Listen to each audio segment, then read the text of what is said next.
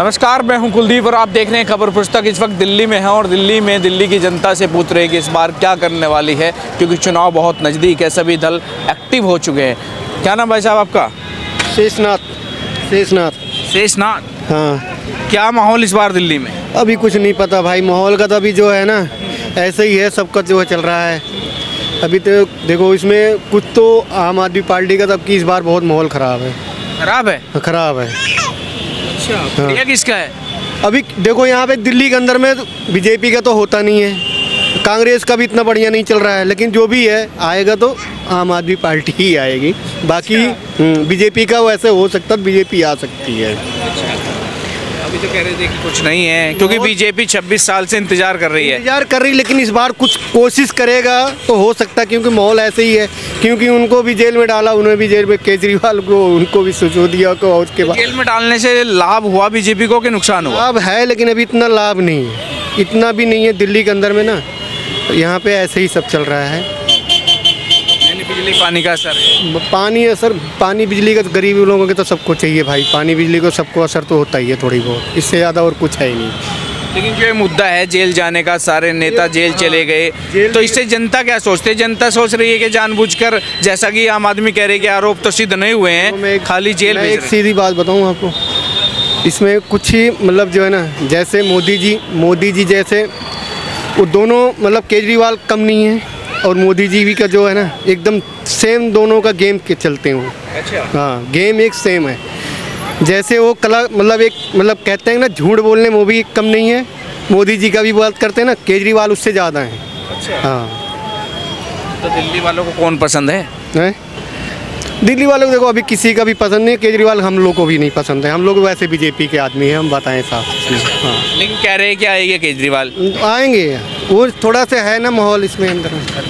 चलिए, इलेक्शन आ गए हैं और इलेक्शन में सभी पार्टियां अपना दमखम लगा रही हैं। हालांकि बीजेपी को लंबा अरसा यहाँ पर हो गया, दिल्ली में लगभग 26 साल हो गए, 98 के बाद अभी तक सरकार नहीं बना पाई। तो इस बार क्या उम्मीदें दिख रही हैं? जी बिल्कुल, भाजपा की उम्मीद दिख रही है, क्योंकि केजरीवाल एक जगह नहीं टिक पा रहा है। ना तो अपने कार्यकर्ताओं पर यकीन रहा उन्हें, ना अपने ऊपर यकीन रहा। अच्छा। और भाजपा अपने दम फम के चल रही है। नहीं, ऐसा क्या? पहले 3 सीटें 15 में, इस बार 8 आई थी, तो लगता है कि ये आंकड़ा 8 से इस बार 36 पहुंच जाएगी, सरकार बना पाए, जो थोड़ा नामुमकिन सा लग रहा है लोगों से अगर बातचीत करें। थोड़ा नामुमकिन सा लग रहा है, लेकिन मेहनत होगी तो भाजपा कामयाब हो जाएगी। अच्छा। क्योंकि केजरीवाल ने अपने कई विधायकों का टिकट काट दिया जो सिटिंग विधायक थे और जिन्होंने कार्य किया था, उन पे यकीन नहीं किया। अब मनीष सिसोदिया को लगा लो, मनीष सिसोदिया की सीट बदल दी, क्योंकि उन्हें डर था कि वो हार जाएंगे अपनी सीट से, जबकि वो मुख्यमंत्री।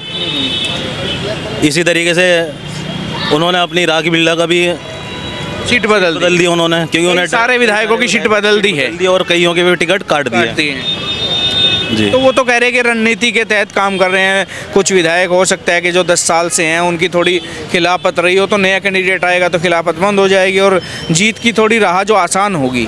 नहीं, कोई रणनीति के तहत काम नहीं है, एक डर के तहत काम है बस खाली, कि फ्री बिजली पानी में इन्होंने पब्लिक को उलझा दिया था। अब वो पब्लिक जाग चुकी है, या तो वो कांग्रेस की तरफ रुख करेगी या सिर्फ सीधा भाजपा की तरफ रुख करेगी। भाजपा की तरफ? जी बिल्कुल। भाजपा कह रहे हैं कि नहीं सहेंगे, बदल के रहेंगे। एक स्लोगन दिया उनको कि दिल्ली को बदल के रहेंगे। जी बिल्कुल, बदलना चाहिए, क्योंकि केजरीवाल केंद्र सरकार पे डाल देते हैं, केंद्र सरकार केजरीवाल पे डाल देती है। जब केंद्र में भाजपा की सरकार है तो दिल्ली में भी भाजपा की सरकार होनी चाहिए, ताकि इससे नुकसान जनता का हो रहा है। नहीं, जनता का नुकसान तो सीधा हो रहा है ना, दोनों एक दूसरे पे डालकर एक तरफ बैठ जाते हैं और जनता का नुकसान है सीधा।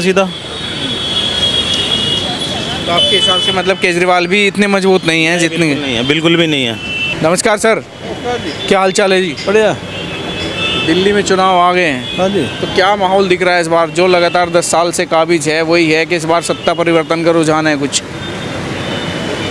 देखो जी, पार्टी तो कोई सी भी आए, जो आजकल सत्ता में चल रही है, सत्ता में केजरीवाल जी है और केजरीवाल जी का ही रुझान पब्लिक में चल रहा है सब जगह।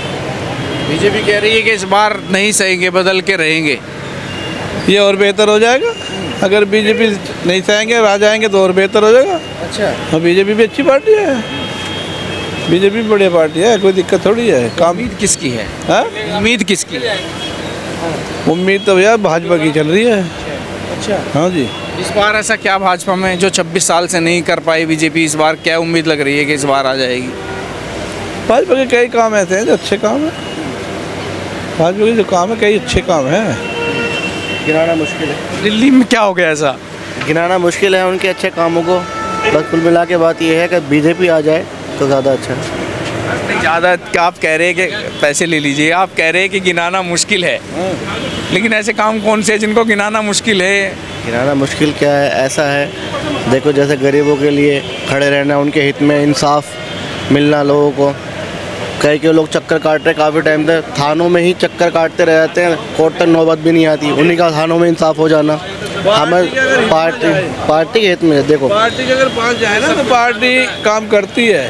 नहीं, पार्टी के पास कौन जाएगा? जिसको समस्या हो तो ये भाई साहब कह रहे हैं कि थाने तहसील में उलझ के रह जाते, कोर्ट तक नहीं जा पाते। थाने तहसील में तो इनके टाइम में भी उलझ रहे हैं। थाने तहसील में अफसर तो नहीं सुनते, कंप्लेंट को फेंक देते हैं, वो तो इनके टाइम में भी उलझ रहे हैं। मगर जब हाई कमान साथ लग जाए ना तो फिर काम हो जाते हैं, क्योंकि हाई कमान लगने पे हर किसी को अपनी अपनी समस्या है, जिसको जिस फील्ड की समस्या होती है वो उसी को बयान कर पाएगा। जाहिर सी बात ये है, लेकिन कुल मिला के बात ये है, हमारे लिए कोई भी आ जाए हमारा काम अच्छा होना चाहिए। जाहिर सी बात यह केजरीवाल ने पिछले कई साल काम अच्छे करे हैं, कुछ गरीबों के हित में करे हैं तो कुछ अमीरों के खिलाफ करे हैं। मिडिल क्लास आदमी पीछे रह जाता है। जैसे बिजली विभाग में उन्होंने काम अच्छे करे हैं गरीबों के लिए, लेकिन मिडिल क्लास को पीछे रख दिया है। कॉमर्शियल वार्ड में उन्होंने लोगों की ऐसी तैसी करके रख दी है। इन मध्यम वर्ग को लाभ नहीं पहुंच रहा है, जो मिडिल क्लास है उसको लाभ बिल्कुल नहीं पहुंच रहा है। मैंने देखा कि जो आदमी 4 रुपये यूनिट बच रहा है, देने से बच रहा है 200 यूनिट के चक्कर में, वहीं 12 रुपये यूनिट की हमें 24 रुपये यूनिट देने पड़ रहे हैं। इतना बुरा हाल है, 30 रुपये यूनिट तक देना पड़ रहा है। जो बिल 10,000 का आना चाहिए वो 25-25 हज़ार रुपये का आ रहा है। इतना परेशान है बिजली विभाग से। किसी को नफ़ा तो किसी को नुकसान हो रहा है। नफ़ा तो किसी को नुकसान, और ज़्यादातर नुकसान के दायरे में, 70% नुकसान के दायरे में, 70% नुकसान के दायरे में मेरे हिसाब से। हो गया हमारा।